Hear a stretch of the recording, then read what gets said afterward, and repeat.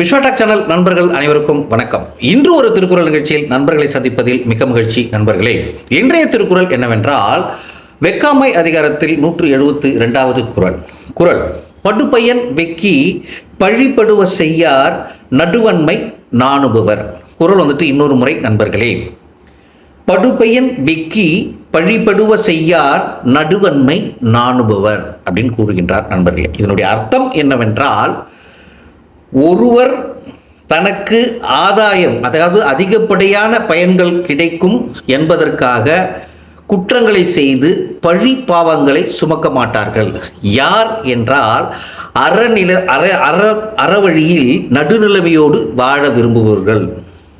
அறநிலையோடு நடுநிலையாக வாழ விரும்புபவர்கள் எப்பொழுதுமே எவ்வளவு பயன்கள் கிடைத்தாலும் என்ன பண்ண மாட்டார்கள், பழி பாவங்களுக்கு ஆளாக மாட்டார்கள். இதான் இதனுடைய அர்த்தம். நண்பர்களே, குறள் ஒவ்வொரு வரியாக பொருள் பண்ணுவோம். அதாவது படுபயன் வெக்கி, தனக்கு அதிகமான ஆதாயங்கள் கிடைக்கும் என்பதை விரும்பி, வெக்கி என்றால் விருப்பப்பட்டு, பழிபடுவ என்றால் குற்றங்களை செய்து பழி வருமாறு, செய்யார் என்றால் செய்ய மாட்டார். யார் என்றால் நடுவன்மை என்றால் எப்பொழுதுமே அதாவது அறவழியில் நடுநிலையோடு வாழ்கின்றவர், நாணுபவர், அதை வாழ விரும்புபவர் அப்படி என்று பொருள்.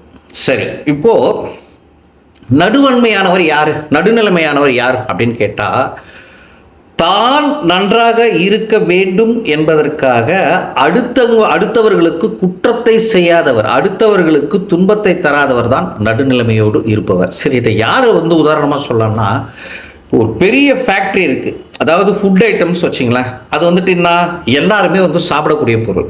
இப்போ அந்த ஃபுட் ஐட்டத்தை பொறுத்த வரைக்கும் நம்ம தரக்கூடிய பொருள் எல்லாருக்குமே அவர்களுடைய உடல்நிலையை கருத்தில் கொண்டு ரொம்ப தரமான, அதாவது மெட்டீரியல்ஸை கொண்டு தயாரிக்க வேண்டும், தரமான மூலப்பொருட்களை கொண்டு தயாரிக்க வேண்டும்.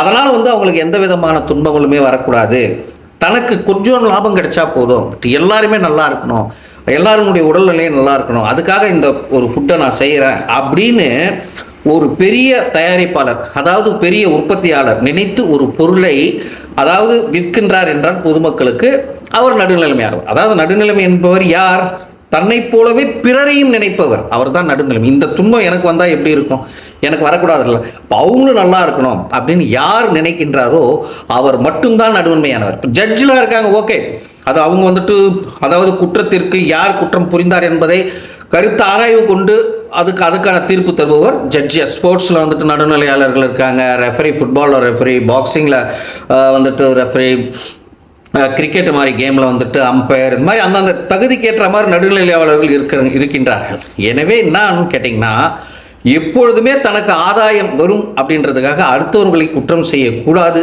என்று வள்ளுவர் கூறுகிறார் என்று கூறி நாளை மீண்டும் மற்றும் ஒரு திருக்குறள் நிகழ்ச்சியில் சந்திக்கிறேன். நன்றி, வணக்கம் நண்பர்களே.